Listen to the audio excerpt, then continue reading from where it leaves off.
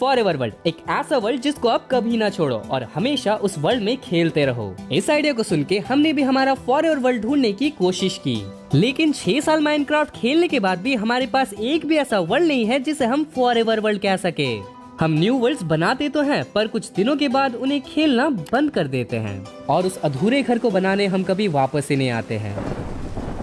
लेकिन अब ये सब बदलने वाला है, तो आज हम सर्वाइव करने वाले हैं 100 डेज हमारे फॉरएवर वर्ल्ड में। इसमें हमारे मेनली 3 गोल्स रहेंगे: नई चीजों को एक्सप्लोर करना, रेडस्टोन सीखना और सबसे इम्पोर्टेंट मजे करना। इन 100 डेज में हम एक एक्चुअल विंड मिल बनाने वाले हैं जो कि लिटरली काम करेगा। तो चलिए हमारे फॉरएवर वर्ल्ड को शुरू करते हैं। थोड़ी देर वेट करने के बाद हमारा फॉरएवर वर्ल्ड बन चुका था, जिसमें हम 10,000 डेज से भी ज्यादा सरवाइव करने वाले हैं। तो हम बहुत एक्साइटेड थे एंड हमने अपने आसपास के एरिया को देखा और हमें बहुत अच्छा स्पॉन मिला था। तो इस वर्ल्ड में हमारा मेन गोल था नई चीजों को ट्राई करना एंड इसीलिए हमने ओक को छोड़ के बेच को तोड़ने का सोचा। और जैसे कि हम एक फॉरेस्ट बायोम में स्पॉन हुए हैं, तो चारों तरफ लीव लिटर और फॉलिंग लीव्स से ना एरिया बहुत सुंदर लग रहा है। फॉलिंग लीव्स को देखते देखते मैंने काफी सारे वुड चॉप कर लिए थे एंड वर्ल्ड का पहला क्राफ्टिंग टेबल बना लिया। देन 2 वुडन पिकैक्स बनाने के बाद हमने काफी सारे कॉबलस्टोन्स भी माइन कर लिए।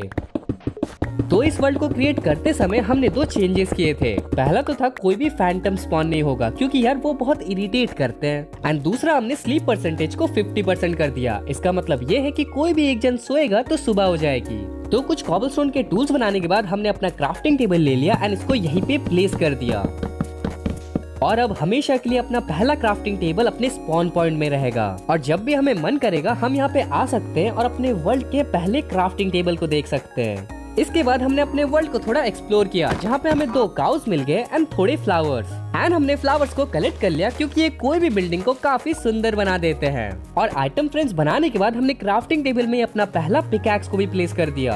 एंड हम इनको कभी यूज नहीं करने वाले और ये यही ड्यूरेबिलिटी के साथ यहाँ पे हमेशा के लिए रहेंगे।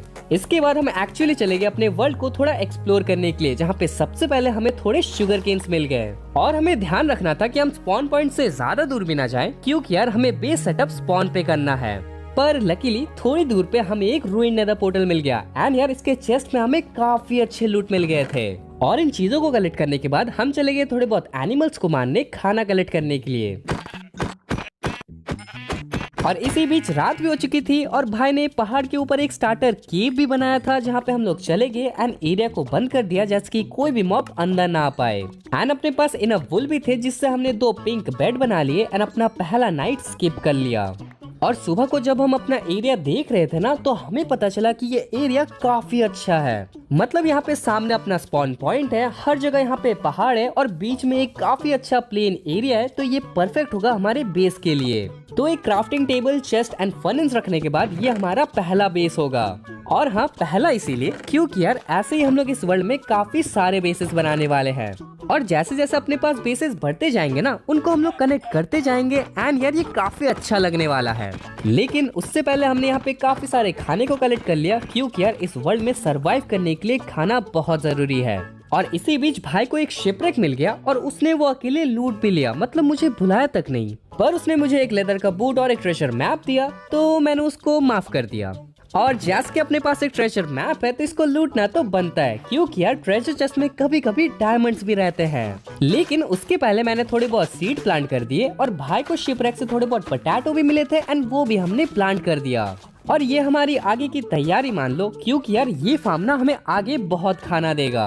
और इसी बीच अपना सारा खाना स्मेल्ट भी हो चुका था एंड जैसे कि अब अपने पास शील्ड और वाटर बकेट है और हमने सीड को भी प्लांट कर दिया है, तो हम चले गए ट्रेजर चेस्ट को लूटने के लिए। और इसी बीच हमें अपने वर्ल्ड के बारे में थोड़ा और पता चला और हमें एक ऐसा शिपरेक मिला ना, जिसको हम लोग शिपरेक नहीं कह सकते, मतलब लिटरली ये पानी के ऊपर सेल कर रहा था। और ये वही शिपरेक है जिससे भाई को ट्रेजर मैप मिला था। फिर मैप को देख के हमने चेस्ट को भी ढूंढ निकाला और एक ही बार में हमें पता चल गया था कि ये चेस्ट ना वर्थ इट था। इस चेस्ट के अंदर लिटरली 2 डायमंड्स थे, एक हार्ट ऑफ द सी था एंड थोड़े बहुत TNTs थे। और इतनी जल्दी थोड़े बहुत डायमंड्स लेना ना काफी अच्छा लग रहा था, क्योंकि हमें डेंजरस माइंस में भी नहीं जाना पड़ा। नेक्स्ट डे हमने यहाँ पे थोड़े बहुत शीप्स एंड काउस को लाया और उनको फेंस के अंदर बंद कर दिया।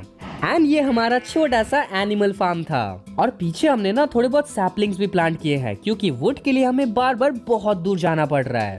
फिर हम पहाड़ के ऊपर चले गए अपने एरिया को चेक करने के लिए एंड हमें एक काफी बड़ा रैविन दिखा। एंड ऐसे रैविन में माइनिंग करना ना काफी सेफ रहता है क्योंकि ये लिट अप रहता है तो कोई मॉब नहीं स्पॉन होता और यहाँ पे काफी सारे ओर्स भी रहते हैं। लेकिन फिलहाल के लिए हमें आयरन एंड कोल ही चाहिए थे, पर बीच में हमें कॉपर भी मिल गया।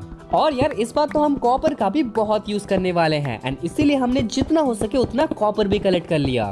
और यार क्या पता इस रैविन को क्या हुआ था, लेकिन यहाँ पे बहुत सारा आयरन था तो जितना हो सके उतना हमने iron coal and copper collect कर लिया और घर आने के बाद हमने सारी चीजों को स्मेल्ट होने के लिए दे दिया। और इसी बीच हमारे पहले मेहमान भी आ चुके थे और ये वंडरिंग ट्रेडर हमें लिटरली डार्क ओक के सैपलिंग्स दे रहा था, पर अभी तो अपने पास कोई भी एमरल्ड्स नहीं है एंड इसलिए हमने इसको कैप्चर कर लिया। वैसे अपना लॉन्ग टर्म गोल है अपने पास सारे वुड के सैपलिंग हो जिनको हम लोग अपने बिल्ड्स में यूज कर पाए। हमारी आदत क्या है ना कि हम बस एक या दो टाइप के वुड से अपने बिल्ड्स को बनाते हैं एंड दूसरे वुड को तो हम लोग यूज भी नहीं करते, पर ये हमें चेंज करना था एंड हमारे बिल्ड्स में जितना हो सके उतना डिफरेंट ब्लॉक्स यूज करना था। लेकिन उसके पहले आपने नोटिस किया होगा कि अपना GUI थोड़ा छोटा लग रहा है और ये हम ट्राई करने के लिए यूज कर रहे थे, पर यार छोटे GUI में हमें कुछ अच्छे से दिख ही नहीं रहा था और इसीलिए हमने इसको एक बार फिर से बड़ा कर लिया। हाँ लेकिन बस अभी के लिए, क्योंकि बाद में जाके हम लोग फिर से इसको छोटा कर लेंगे। हाँ पूरे दिन ऐसे ही बड़ा छोटा करने का प्लान है। अब इसी बीच सारे आयरन स्मेल्ट हो गए तो हमने आयरन का आर्मर बना लिया, पर इससे ज्यादा कुछ होने नहीं वाला क्योंकि यार मॉब्स ना बहुत गंदा डैमेज करते हैं और अगर हमें आगे भी जिंदा रहना है तो मिनिमम एक डायमंड इंचेंटर आर्मर तो बनाना ही पड़ेगा। पर फिलहाल के लिए हमें एक घर चाहिए था, मतलब यार अगर हम इतने लंबे समय तक यहाँ पे खेलने वाले हैं ना तो हमें एक घर चाहिए होगा। तो अपना प्लान था एक हॉबिट होल बनाना जिसके पास एक विंडो होगा एंड अंदर में काफी सारे रूम्स होंगे। और जैसे कि अपने पास बस ओक एंड बिर्च वुड है तो अभी के लिए तो हम लोग वही यूज करने वाले हैं, लेकिन उसके पहले हमें काफी सारे वुड चाहिए थे क्योंकि यार अभी तो अपने पास कुछ भी नहीं है। हाँ मतलब सारे वुड हमने फेंसेस बनाने में यूज कर दिए, लेकिन अब क्या होगा वो तो आगे ही पता चलेगा। तो चलो जल्दी से अपने हॉबिट होल को बनाना शुरू करते हैं।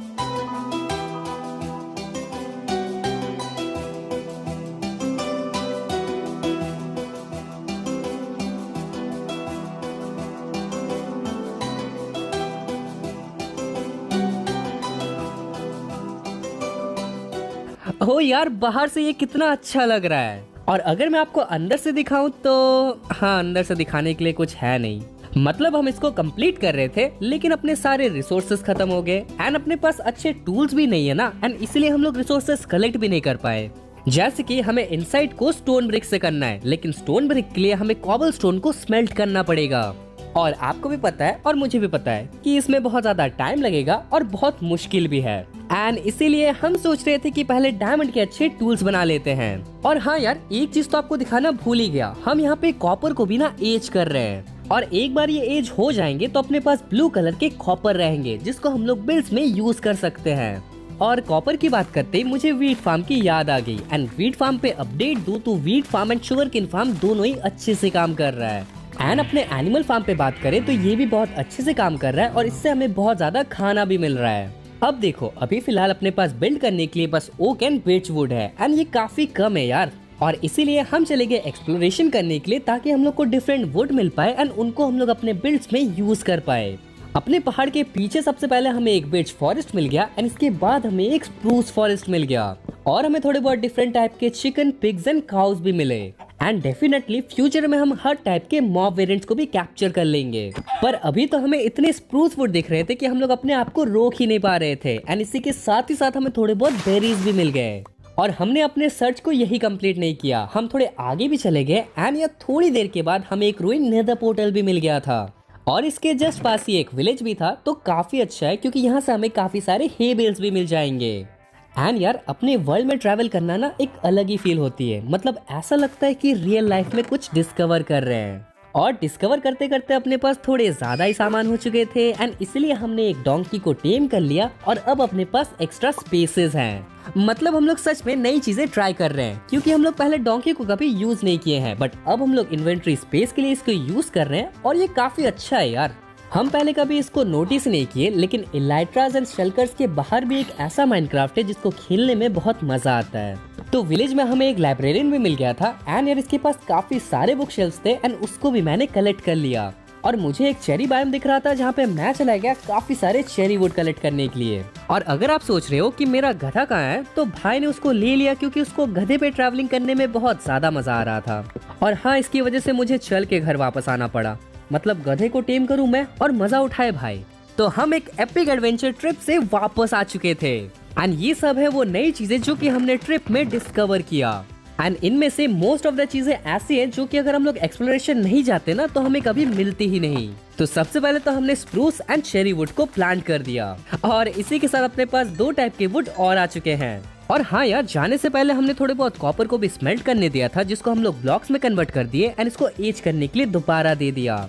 और इससे आप समझ ही सकते हो कि हम लोग कितने ज्यादा सीरियस हैं कॉपर को बिल्ड्स में यूज करने के लिए। अब यार, जैसे कि अपना एक्सप्लोरेशन काफी अच्छा गया तो हम लोग चले गए माइनिंग करने के लिए, क्योंकि अब हमें डायमंड के टूल्स चाहिए। और लकीली हमें एक केव मिल गया जिसमें डायमंड्स थे, जिसको हमने कलेक्ट कर लिया एंड एक डायमंड का पिकैक्स बना लिया। वैसे मैं आपको एक बात बता दूं कि जितने भी ज्यादा डायमंड्स मिले हम इस केव में नहीं रहने वाले, क्योंकि यार केव में बहुत डेंजर होता है और हम लोग कभी भी मर सकते हैं। पर फिलहाल तो जितने भी हमें रिसोर्सेज दिख रहे थे सारे को हमने कलेक्ट कर लिया और जल्दी से उस केव से बाहर भाग गए। और हाँ, हम लोग अब केव माइनिंग को अवॉइड ही करेंगे। लेकिन यार आप एक बार देखो, अपने पास कितने सारे आयरन हो चुके हैं। और यार, हमें जो शिपरेक से डायमंड्स मिले थे ना, उससे हमने एक एन्चेंटमेंट टेबल बना लिया एंड इसको सेटअप कर दिया।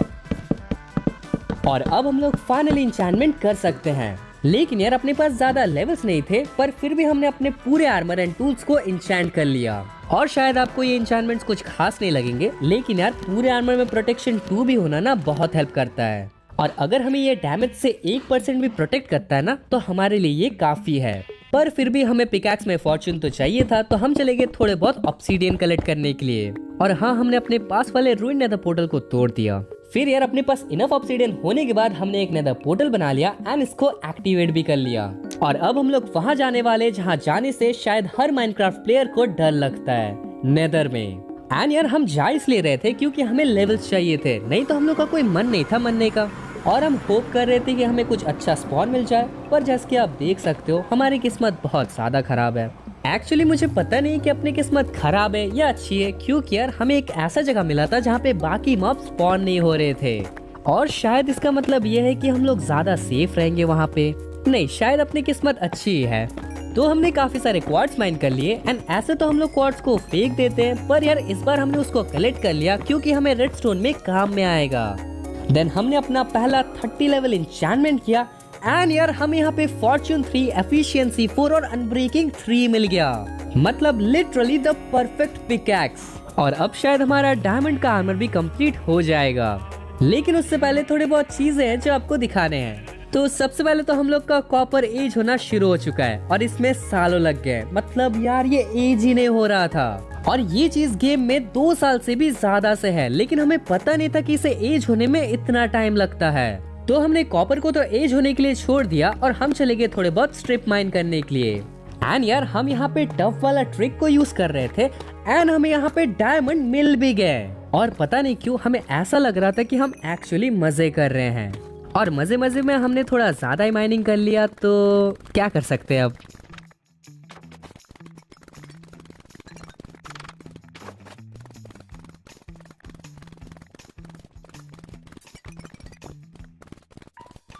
तो हम घर वापस आ चुके थे एंड अपने पास बहुत सारे डायमंड्स थे, जिससे हमने डायमंड का पूरा आर्मर एंड टूल्स बना लिया। और क्या आपको पता है कि हमारे 41 डायमंड्स बच भी गए। हाँ, थोड़ा ज्यादा ही हमने माइनिंग कर लिया। एंड यार हमने एक आर्मर का मॉड भी बनाया है, जिससे हम लोग आर्मर स्टैंड को अलग अलग पोजीशन में रख सकते हैं, जो कि बहुत ओपी है। मतलब यार सच में ऐसा लगता है कि यहाँ पे एक्चुअल प्लेयर्स खड़े हैं। ये कितना ज्यादा ऑसम लग रहा है यार। एंड हमने तो यहाँ पे एक पाथवे भी बना लिया है जो कि हम लोग के पूरे जगह को कनेक्ट करता है। एंड यार ये भी सुपर कूल लग रहा है। फिर हमने थोड़े बहुत यहाँ पे इंचेंटमेंट्स भी कर लिए, जहाँ से हम लोग को काफी अच्छे इंचेंटमेंट्स मिल गए थे। और भले मैक्स आउट नहीं, लेकिन यार ये इंचेंटमेंट्स ना हमें बहुत काम में आएंगे। अब देखो, अपना स्टोरेज खत्म हो चुका था और अपने पास कोई स्टोरेज रूम भी नहीं था, तो हमने एक बड़े से एरिया को क्लियर कर लिया एंड यहाँ पे हम एक स्टोरेज रूम बनाने वाले हैं। तो चलो जल्दी से अपने रूम को बनाना शुरू करते हैं।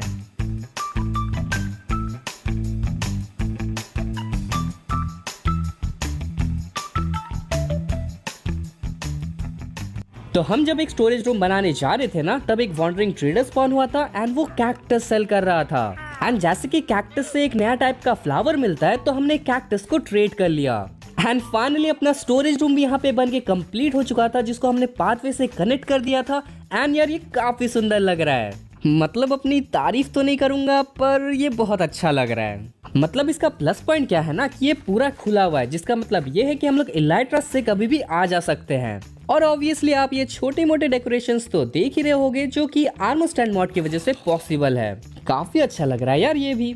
और देखो यहाँ पे सारे सामान ऑर्गेनाइज्ड हैं, मतलब ज्यादा दिन तक तो नहीं रहने वाले, लेकिन फिलहाल के लिए सारे सामान हमें इजीली मिल जाएंगे। और फिलहाल तो हम एक स्मेल्टिंग रूम बना नहीं सकते, इसलिए हमने इसको एक टेम्पररी स्मेल्टिंग रूम बना लिया। लेकिन याद रखना ये टेम्पररी है, बाद में हम लोग एक अच्छा सा स्मेल्टिंग रूम बनाएंगे। और हम लोग यही सब देख ही रहे थे कि हमसे बातचीत करने एक विलेजर का ग्रुप आ गया। लेकिन हमें विलेजर कुछ खास पसंद नहीं है, पर इनका ओमनियस बॉटल जरूर चाहिए एंड इसलिए हमने इनको मार दिया और इससे हमें एक ओमनियस बॉटल भी मिल गया। और भाई घर बसाने की यहाँ पे धंधे चालू हो रहे हैं। भाई ने यहाँ पे एक फूड स्टॉल लगा लिया और प्राइसेस देख रहे हो पूरे फिक्स्ड है। तो इसकी बोनी करते हुए मैंने थोड़ा खाना ऑर्डर कर लिया, पर अपने पास पैसे नहीं थे तो उधार में ही लेना पड़ा। कोई नहीं यार, मैं इसको बाद में दे दूंगा ना, आपको तो पता ही है। अब देखो अकेले अकेले खेलने में कुछ मजा नहीं आ रहा था एंड इसलिए हमें थोड़े स्लेव्स चाहिए। और शायद स्लेव से तो आपको पता चल ही गया होगा हम लोग किसकी बात कर रहे हैं। तो यार हम लोग चले गए अपने पास वाले विलेज में 2 विलेजेस लाने, क्योंकि यार हमें काफी सारे इंचेंटेड बुक्स एंड अदर चीजें चाहिए। और हाँ, वो स्लेव वाली बात ना दिल पे मत ले लेना, विलेजेस से हम बहुत प्यार करते हैं यार। तो हम सोच रहे थे कि इनको लाना बहुत डिफिकल्ट होगा, पर लीड की वजह से ये बहुत इजी हो गया था। एंड यार लेटेस्ट अपडेट में जो लीड का नया फीचर आ रहा है ना, उससे तो विलेजेस को ट्रांसपोर्ट करना और आसान हो जाएगा। लेकिन फिलहाल तो टाइम सेव करने के लिए हमने बस 2 विलेजर्स लाए एंड अब हम एक विलेजर ब्रीडर बनाने वाले हैं। पर पता नहीं क्यों एक विलेजर यहाँ आते ही बुचर बन गया एंड हमने सारे स्मोकर को तोड़ने की कोशिश भी की, पर ये अपना जॉब छोड़ ही नहीं रहा। लगता है ये बहुत ढीठ है, लेकिन हमने भी बड़े बड़े ढीठों को सुधारा है। लेकिन उससे पहले चलो अपने ब्रीडर को बनाते हैं।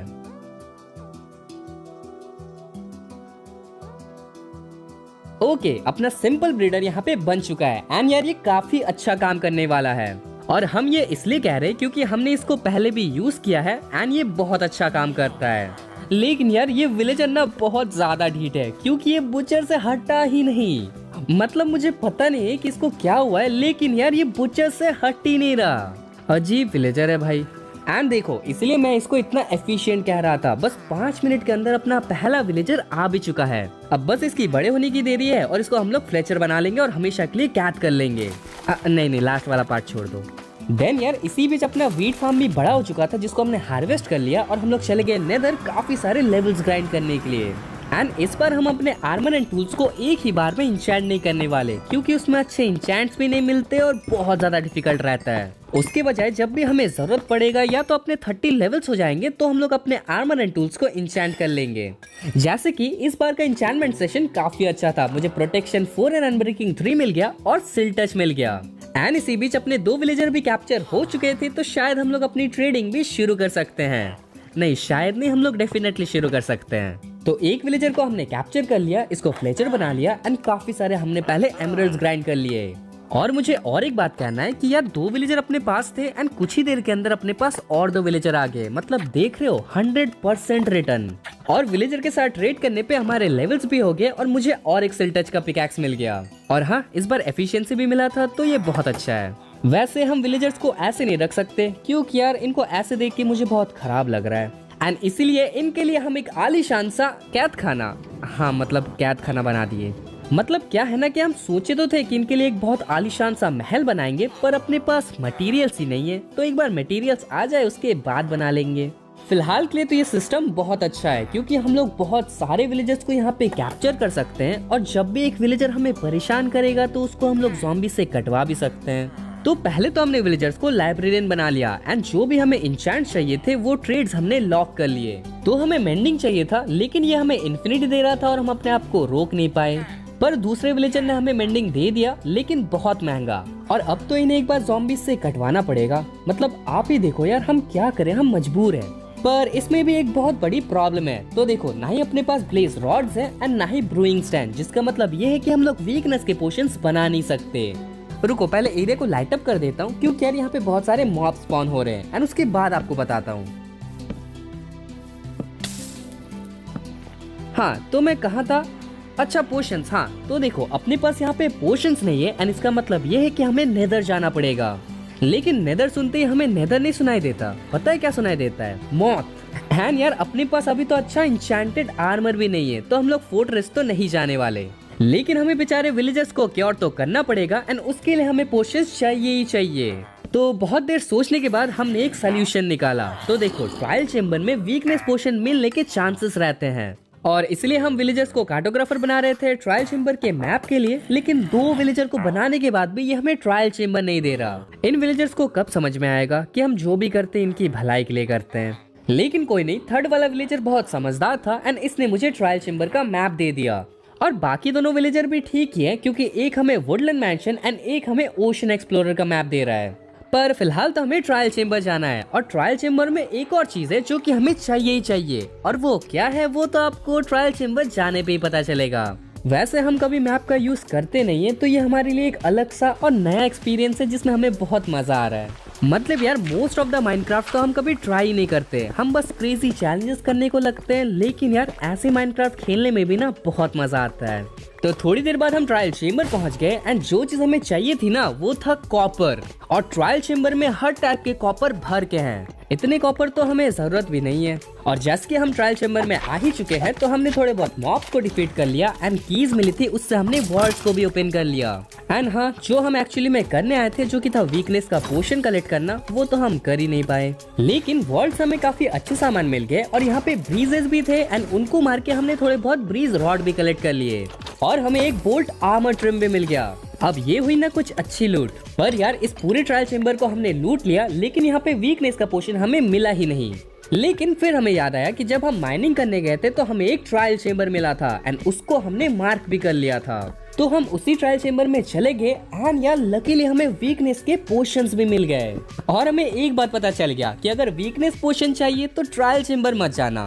हाँ वैसे हमारी बात अलग है क्योंकि अगर हम नेदर फोर्ट्रेस जाते तो डेफिनेटली मर जाते। तो कैसे भी करके 2 ट्रायल चेम्बर लूटने के बाद हमें बस 2 ही वीकनेस के पोशन मिले एंड उसी को कलेक्ट करके हम घर वापस आ गए और अभी के लिए हमें उससे ही काम चलाना पड़ेगा। लेकिन ट्रायल चेम्बर जाना ना वेस्ट नहीं था क्योंकि हमें इतना सारा कॉपर मिल गया और हमें सच में नहीं लगता कि माइन करके हम कभी इतने कॉपर कलेक्ट भी कर पाते। एंड ऑब्वियसली हमें वॉल्स के भी लूट मिले एंड सबसे अच्छा बोल्ट आर्मर ट्रिम था। वैसे एक स्पॉइलर दूं, फ्यूचर में हमारा प्लान है कि सारे आर्मर ट्रिम्स को कलेक्ट करना।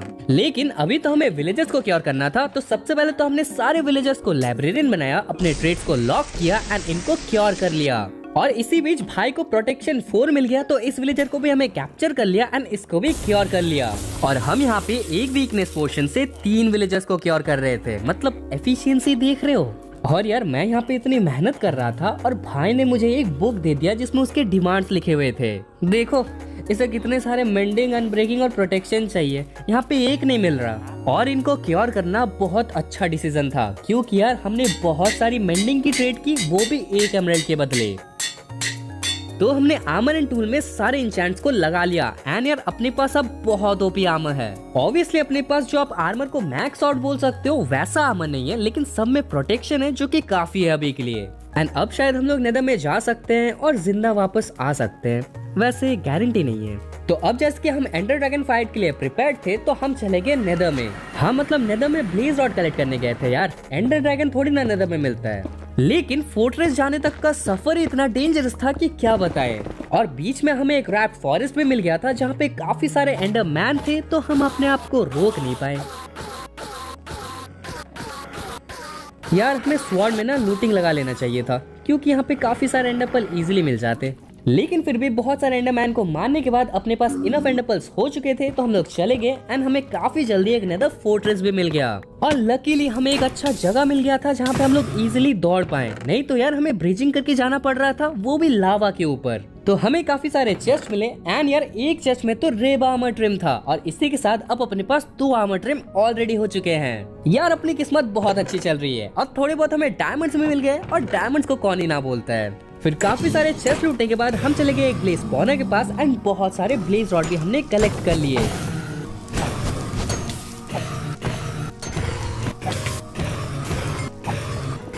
अभी के लिए इतने ब्लेज रॉड काफी होंगे। और पता है क्या हुआ, हम जब घर वापस जा रहे थे तो हम दोनों में से किसी को भी नेदर पोर्टल का रास्ता ही नहीं मालूम था।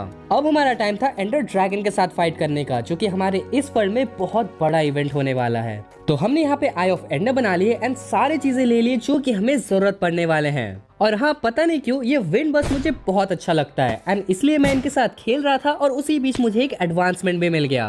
और अब तो मैं इनको एंडर ड्रैगन फाइट में भी लेके जाऊंगा। एंड यार भाई तो एक लेवल ऊपर है, उसने अपने नाम का एक शील्ड बना लिया। अब तो मुझे भी एक एस लिखा हुआ शील्ड चाहिए यार, क्योंकि मेरे पास ये भद्दा सा येलो शील्ड है जो कि मुझे बिल्कुल भी पसंद नहीं। फिर हम चले गए स्ट्रॉन्ग होल्ड को ढूंढने के लिए एंड यार इसी बीच हमें एक चीज रियलाइज हुई कि चंक बेस या तो ट्रिक का यूज करके आप स्ट्रॉन्ग होल्ड को ढूंढ तो सकते हो, लेकिन पर्ल का यूज करके स्ट्रॉन्ग होल्ड को ढूंढने में जो मजा है ना, वो आपको कहीं नहीं मिलेगा। एंड अपनी किस्मत भी अच्छी थी क्योंकि अपने घर के काफी पास स्ट्रॉन्ग होल्ड भी था और अपना बस एक ही पर्ल टूटा था। फिर स्ट्रॉन्ग होल्ड में पहुंचने के बाद पहले तो हमने सारे रूम्स को एक्सप्लोर किया, लेकिन ना ही हमें लाइब्रेरी मिला ना ही हमें पोर्टल रूम। लेकिन बहुत देर भटकने के बाद मुझे पोर्टल मिल गया और भाई को लाइब्रेरी, और दोनों को एक ही टाइम पे मिला।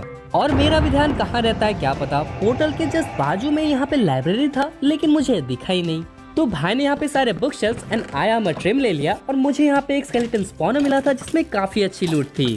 एंड यार यहाँ पे हॉर्स आर्मर देख के मुझे एक चीज सूझी, क्यों ना यहाँ पे हॉर्स आर्मर पे भी आर्मर ट्रिम्स लगा सकते, कितना अच्छा होता। वो तो हम बाद में देख लेंगे, लेकिन अभी हम चलेंगे एंड में एंडर ड्रैगन को मारने के लिए।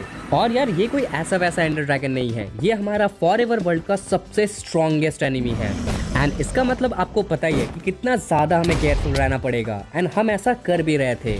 पहले तो धीरे धीरे करके हमने सारे क्रिस्टल्स को फोड़ा एंड देन हमने एंडर ड्रैगन को धीरे धीरे मारना शुरू किया। और जब भी वो उड़ने जा रहा था ना तो हम भाग जा रहे थे क्योंकि बहुत गंदा नॉकबैक देता है वो। और तो और एंडरमैन से बचते बचाते हमने एंडर ड्रैगन को कैसे भी यहाँ पे मार दिया, एग को भी कलेक्ट कर लिया और लेवल्स भी ले लिए। लेकिन हम जब ये एंडर ड्रैगन के साथ लड़ रहे थे तो ऐसा लग रहा था कि हम कम्पीट कर रहे हैं किसी के साथ, ना ही कि हम अपने दुश्मन के साथ लड़ रहे हैं। मतलब लग रहा था कि इस एंडर ड्रैगन में तो कुछ अलग है एंड इसीलिए हम इसके एग को बहुत संभाल के रखेंगे इस एंडर ड्रैगन को रिस्पेक्ट देने के लिए। फिर हम चले गए एंड आइलैंड्स में क्योंकि अब हमें इलाइट्रा चाहिए और यहाँ पे कोरस फ्रूट भी मिलते हैं एंड उसको भी हमने कलेक्ट कर लिया क्योंकि कोरस फ्रूट भी ना बहुत ज्यादा काम में आने वाला है। तो एक एनसीटी मिलने के बाद सबसे पहले तो हमने बहुत सारे शल्कर सेल्स को कलेक्ट कर लिया एंड देन हमें थोड़े बहुत चेस्ट मिले एंड एक एंडर चेस्ट मिल गया। और जैसे कि फिलहाल के लिए हम काफी ज्यादा गरीब है तो हमने एंडर चेस्ट को भी ले लिया। एंड एक शेल्कर बनाने के बाद अब अपने पास बहुत इन्वेंट्री स्पेस है। फिर फाइनली हम चले गए शिप में एंड आखिरी शेल्कर को मारने के बाद हमने इलाइट्रा को भी कलेक्ट कर लिया। एंड ये एक अलग सी फीलिंग थी क्योंकि ये बस एक इलाइट्रा नहीं था, ये एक जरिया था जिससे हम लोग अपने वर्ल्ड को और एक्सप्लोर कर पाए और नई नई चीजें डिस्कवर कर पाए। एंड यार इसके लिए हम बहुत ज्यादा खुश हैं। और एंडर ड्रैगन के हेड को कैसे भूल सकते हैं, हमने यहाँ पे एंडर ड्रैगन के हेड को भी कलेक्ट कर लिया क्योंकि घर में बहुत अच्छा लगेगा। हाँ मतलब एंडर ड्रैगन जितना भी अच्छा हो रहेगा तो हमारा एनिमी। देन मैं चला गया थोड़े बहुत और एक्सप्लोरेशन करने के लिए एंड हमें यहाँ पे और एक शिप मिल गया था। एंड हमें जितने भी ब्रूइंग स्टैंड दिखे सबको हमने कलेक्ट कर लिया क्योंकि हमें याद है कि एक टाइम इसी ब्रूइंग स्टैंड की वजह से हमें ट्रायल चेम्बर जाना पड़ा था। और अभी जब हमें ब्रूइंग स्टैंड मिल रहा है तो इसको ना लेना तो इसकी बेइज्जती है।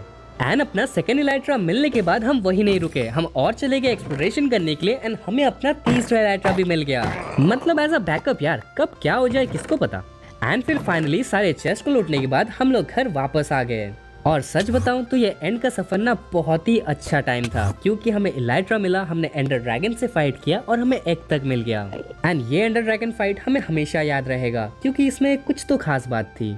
हाँ वैसे हम अपने घर में बेड को सेटअप करना भूल गए थे एंड इसलिए हम लोग स्पॉन पॉइंट में आ गए। लेकिन चलो इसी बहाने हमें अपना पहला क्राफ्टिंग टेबल देखने का मौका मिला एंड इसको हमने लाइट अप भी कर दिया तो ये और अच्छा लग रहा है। और वैसे अपना बेस ना स्पॉन पॉइंट से काफी सामने है, मतलब लिटरली आप बेस से स्पॉन पॉइंट को देख सकते हो। तो फाइनली हम घर वापस आ गए थे एंड ये सब है वो सारी लूट जो कि हमें एंड से मिली, जो कि बहुत ओपी है। फिर हमने थोड़े बहुत शेल्कर्स बना लिए अपने सामान को स्टोर करने के लिए एंड देन हम चले गए विलेजर्स के पास दोबारा ट्रेडिंग करने के लिए क्योंकि अब अपने पास लेवल्स हैं एंड हम अपने आर्मर एंड टूल्स को मैक्स करना चाहते हैं। वैसे spoiler alert, armour and tools को मैक्स आउट करना बहुत मुश्किल होता है और लगता है कि हमें इसमें काफी ज्यादा टाइम लगने वाला है।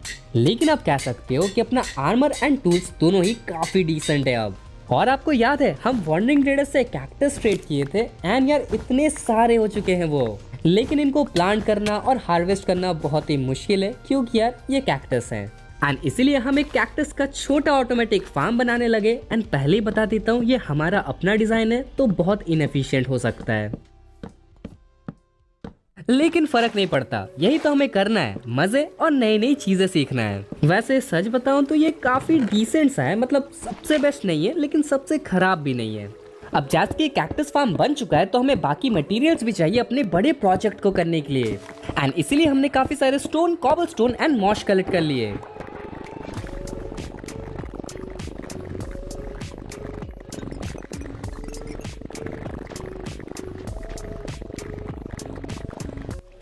तो यार धीरे धीरे अपना जगह जो है वो फुल हो रहा है। मतलब पहले तो यहाँ पे कुछ भी नहीं था, लेकिन अभी यहाँ पे काफी सारे बिल्ड्स हैं, जैसे कि वो हॉबिट होल है जो कि अभी तक कंप्लीट तो नहीं है, लेकिन हम लोग बाद में उसको कंप्लीट कर लेंगे।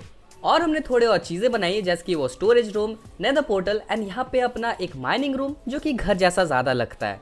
पर यार हमें काफी सारे और बिल्ड्स बनाने हैं एंड उसके लिए हमें एरिया नहीं मिल रहा था, तो हम लोग यहाँ पे एरिया सर्च कर रहे थे और हमें पानी के उस साइड वाला जगह काफी अच्छा लगा। बस यहाँ पे एक छोटी सी प्रॉब्लम है, पानी के उस साइड जाने के लिए हमें बार बार स्विम करके जाना पड़ रहा है, जो कि काफी इरिटेटिंग है। तो इसलिए हम लोग यहाँ पे एक ब्रिज बनाने वाले हैं ताकि हम लोग इजीली ट्रांसपोर्ट कर पाए यहाँ से यहाँ तक। और इस साइड में हमने थोड़ा सा टेराफॉर्म भी किया है ताकि हम लोग फ्यूचर में बिल्ड्स बना पाए यहाँ पे। और हमने इस ब्रिज को बनाने के लिए सारे मटेरियल्स को भी कलेक्ट कर लिया है, तो चलो जल्दी से इस ब्रिज को कंप्लीट करते हैं।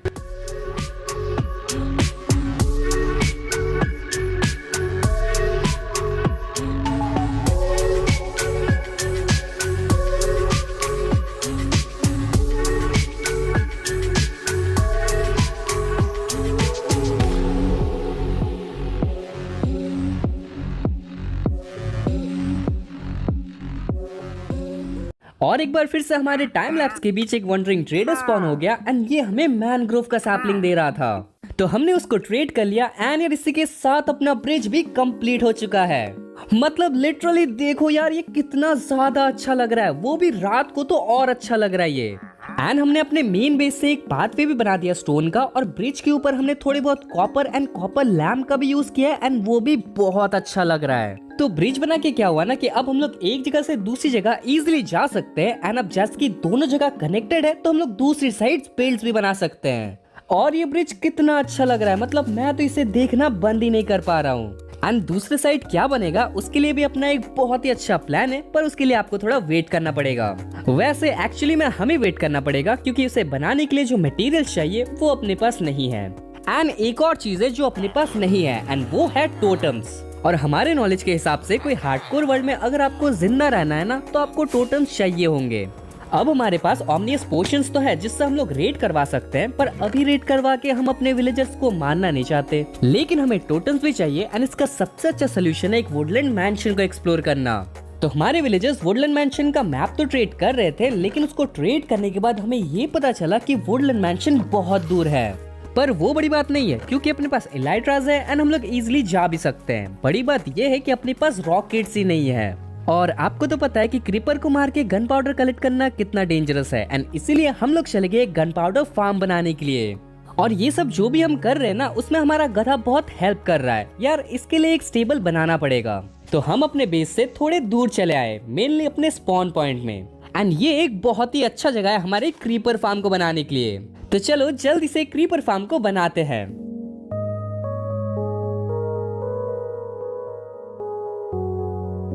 तो हमें क्रीपर फार्म के लिए थोड़े कैट्स चाहिए एंड इसलिए हम लोग अपने पास वाले विलेज में आए हैं थोड़े बहुत कैट्स टेम करने।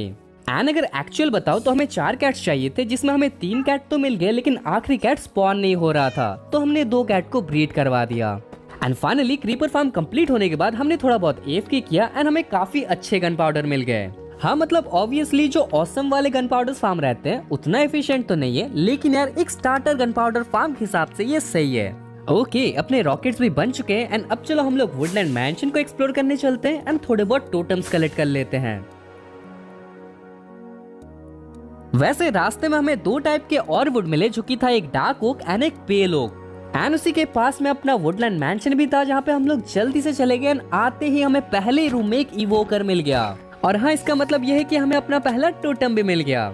एंड एग्जैक्टली इसी चीज के लिए हम लोग वुडलैंड मैंशन आए, क्योंकि अगर हम लोग अभी रेड बुलाते तो पूरी सेना आ जाती, पर वुडलैंड मैंशन में बस थोड़े बहुत मॉब्स रहते हैं। देख रहे हो कितना संभल के खेलना पड़ता है और तुम लोग नूब नूब कहते हो। वैसे यार इस वुडलैंड मैंशन में 3 टोटेम के अलावा और कुछ भी नहीं था एंड हमें ना तो एक भी डायमंड ब्लॉक मिला ना ही कि वैक्स आर्मर ट्रिम एंड इसलिए हमने इसको जलाने का सोचा। हाँ मतलब सोचा नहीं, इसको हम जला रहे थे पर उसी टाइम पे एग्जैक्टली उसी टाइम पे बारिश हो गई। मतलब कैसे हो सकता है यार, ये जब हम लोग वुडलैंड मैंशन को जला रहे थे उसी टाइम पे बारिश हो रही थी। कोई बात नहीं यार, हमने वुडलैंड मैंशन को अंदर से जला दिया और अब वो रहने लायक नहीं है। लेकिन हमें यहाँ पे 3 टोटम्स मिल गए थे जिसमें से भाई 2 रख लिया और मुझे बस एक ही मिला, लेकिन कोई बात नहीं। और अब शायद इसका मतलब ये है कि हमें एक और चांस मिलेगा। तो वुडलैंड मैंशन से आने के बाद हमने अपने कैक्टस फार्म को चेक किया जो कि काफी अच्छा काम कर रहा है। हाँ कहाँ गए वो जो बोल रहे थे कि हमें फार्म बनाना नहीं आता। अब बोलो, और कोई फार्म का ट्यूटोरियल चाहिए तो हमें बताना, यूट्यूब देखने की जरूरत नहीं है, हम एक अपना फार्म बना के देंगे। अब हमें नेथराइट चाहिए था क्योंकि वो नेथराइट है और हमें चाहिए एंड इसीलिए हमने काफी सारे वुल कलेक्ट कर लिए जिसका हमने बेड बना लिया और हम लोग चले गए नेदर में। लेकिन हम नेथराइट माइनिंग के लिए ऐसे नहीं जा सकते एंड इसलिए हमने एक पिगलिन को पकड़ा और उसके साथ ट्रेड करके थोड़े बहुत फायर रिस्क के पोशंस ले लिए। शायद पूरी दुनिया में हम ही है जो ट्रेडिंग करके फायर रिस्क का पोशन लेते हैं, पर कोई बात नहीं, ये काम अच्छा कर रहा है इसलिए हमने थोड़े बहुत फायर रिस्क के पोशन ले लिए और चले गए माइनिंग करने के लिए। तो फिलहाल हमें बस 40 एंशिएंट डेब्रिस चाहिए थे क्योंकि ज्यादा लालच करना सही नहीं है।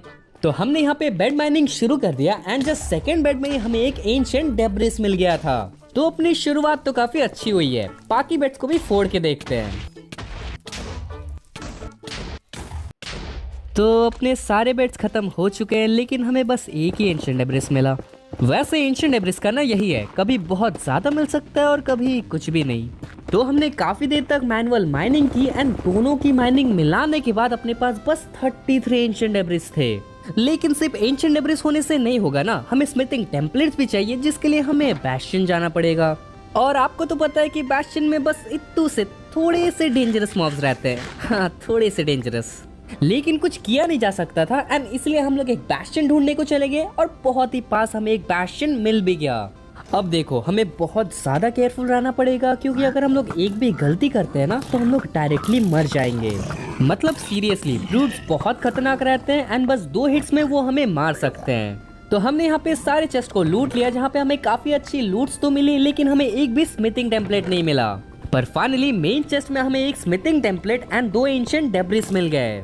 और यार इतने सोने को भी हम लोग कैसे छोड़ सकते हैं, तो हमने सारे गोल्ड को भी कलेक्ट कर लिया। इसके बाद भाई हम लोग डायरेक्टली घर आ गए, सारे एंशिएंट डेब्रिस को स्मेल्ट होने को दे दिया और अपने स्वॉर्ड को भी इंचेंट कर लिया। और यार इससे हमें काफी अच्छी इंचेंटमेंट्स मिल गई थी और अपने स्वॉर्ड को कंबाइन करने के बाद अब अपने पास एक काफी डिसेंट सा स्वॉर्ड है। फिर हमने 8 इनगट्स बना लिए और अपने पूरे आर्मर को नेथराइट का कर लिया और इसी के साथ हमें एडवांसमेंट भी मिल चुकी थी।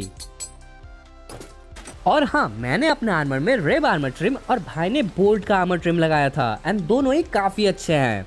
और एक चीज बतानी थी, अपना पूरा कॉपर एज हो चुका है जिसको हम लोग यूज कर सकते हैं अब। एंड अब जैसे कि अपने पास इतना अच्छा आर्मर एंड टूल्स है तो हम लोग अपने मेगा प्रोजेक्ट के ऊपर काम कर सकते हैं। तो यार मैं तो इसके लिए बहुत ही ज्यादा एक्साइटेड हूँ एंड चलो आपको भी बता देता हूँ, नहीं चलो दिखाई देता हूँ कि ये प्रोजेक्ट है क्या। तो इस चीज को हमने एक वीडियो में देखा था एंड इसे देखते हमें पता चल गया था कि इसे तो हमें अपने वर्ल्ड में बनाना ही है। और हम जो वीडियो देख के इसे बना रहे हैं वो आपको डिस्क्रिप्शन में मिल जाएगा, आप भी बना सकते हो। तो पहले तो बहुत रेडस्टोन का काम है, इसको जल्दी कंप्लीट करते हैं। ओके तो अपना पूरा रेस्टोरेंट का काम हो चुका है एंड इस चीज के बारे में हम लोग तब से बात कर रहे थे। चलो मैं थोड़ा पीछे चलता हूँ एंड अब आपको शायद ये दिख रहा होगा, एक रोटेटिंग विंड मिल। और देखो ये कितना अच्छा लग रहा है एक्चुअली में ये काम कर रहा है। और आप ही बताओ अगर आप इसे देखते तो क्या आप इसे ना बना के रह पाते। तो हमें तो इसे बनाना था एंड इसलिए हमने सारे चीजें भी कलेक्ट कर लिए हैं एंड बेस भी बना लिया है। और इस बिल्ड में हम ग्रीन टेराकोटा का यूज करने वाले हैं एंड इसलिए हमें कैक्टस चाहिए थे। लेकिन अब जैसे कि अपने पास सब कुछ है तो चलो देखते हैं ये बिल्ड कैसा बनता है।